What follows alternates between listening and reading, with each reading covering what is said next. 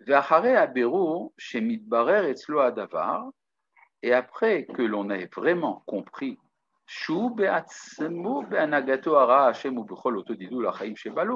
que c'est par lui, c'est lui qui est coupable, c'est la personne elle-même qui est coupable de toute cette déperdition de vie qui lui est arrivée. Il fait attention de réparer la situation. La chouv les chouké achaim, de revenir aux lois de la vie. L'ishmor et chouké ateva amoussar ve Torah, et d'observer les lois de la nature, de la morale et de la Torah. Les man yashuv veyichye, afin de revenir à la vie. V'yashuvu elav hachaim b'chol ra'ananutam, et que la vie revienne à lui dans toute sa fraîcheur. Bon, vous allez me dire, le Rav Kook tout de suite comprend, on va lui dire, mais vous n'êtes pas médecin, Kvod Harav. Alors, le Rav Kook ici fait une remarque très importante au niveau médical. A medicina oseket basé omna marbe. La science médicale, médecina, vous voyez que ça va être la même racine, la science médicale s'occupe effectivement beaucoup de cela. Mais c'est insuffisant. Ava lo nishtachlela kefi anire adain legamre avodak de lazo. Mais il semble que ce grand ouvrage n'est pas encore arrivé à sa complétion. Velo nimtza adain apitaron anachon. On n'a pas encore trouvé toutes les bonnes solutions. Lechol she'elot atshuva agufanit, à toutes les questions soulevées par la teshuva corporelle.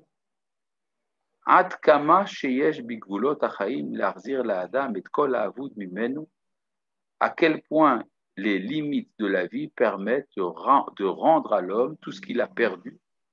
Mitzad achataim, à cause des péchés, meharse agouf et kochotav, qui détruisent le corps et ses forces.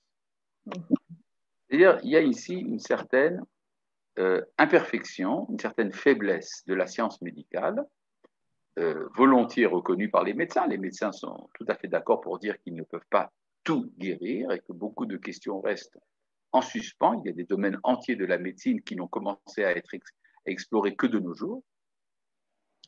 Urfi anir'e mikzoa shel teshuva zo talu yuhu bekesher chazak, et il semble que cette branche de la teshuva dépend d'un point de vue extrêmement fort, beyeter chelke a teshuva ruchanit, des autres parties de la teshuva, a ruchanit ativit, celle qui est spirituelle, naturelle, c'est une autre manière de dire le psychique, haïmounit va sikhlit, celle de la religion et de la sagesse. Ça veut dire qu'en fait, quand quelqu'un est malade, ce n'est pas seulement son corps qui est malade, c'est la personne qui est malade. Aujourd'hui, si vous avez mal au petit doigt gauche, alors vous allez chez un médecin qui s'est spécialisé dans les maladies du petit doigt gauche, de l'auriculaire. Et si vous allez chez son collègue, il vous dira, excusez-moi, mais moi je ne m'occupe que du petit doigt droit, pas du petit doigt gauche. Donc je ne peux pas vous aider. Le problème, c'est l'aspect réductionniste de ce type de médecine, qui ne se concentre que sur le symptôme dans son domaine le plus réduit.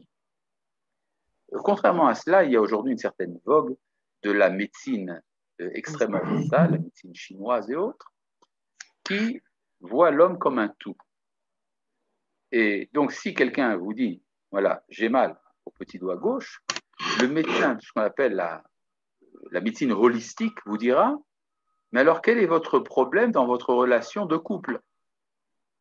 C'est-à-dire qu'il y a quelque chose en vous qui est déséquilibré, et ce déséquilibre concerne tous les niveaux de l'être, le niveau psychique et les niveaux spirituels les plus supérieurs. Et donc, on ne peut pas réduire la médecine uniquement au traitement local. On sait aujourd'hui qu'il y a ce qu'on appelle la psychosomatique, c'est-à-dire que l'état d'esprit influe sur la santé. Quand on est en déprime ou quand on est dans la joie, eh bien, les résultats de la médecine physique, ce ne seront pas les mêmes. Et donc, c'est ce que nous dit ici le Rav Kook. Il semblerait que la teshuva corporelle est liée d'un lien extrêmement fort avec les autres parties de la teshuva.